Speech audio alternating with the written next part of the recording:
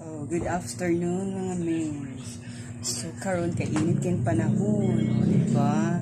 Nagamit ko sunglass kay para sa kainit. Dayon, nakahuna-huna ako karon nga mag-inom ko og ice water. Kay halinon kayo sa among lugar ang ice water kay tinginit. So dahil gusto mong palit. So mag-inom ako og ice water like this. Sa amo ang price ani is tag 5 pesos di ba? Dako kay nigkoan gamit 5 pesos napulo ka mo paliton. Halinan og napulo ka mo, di na 50 pesos.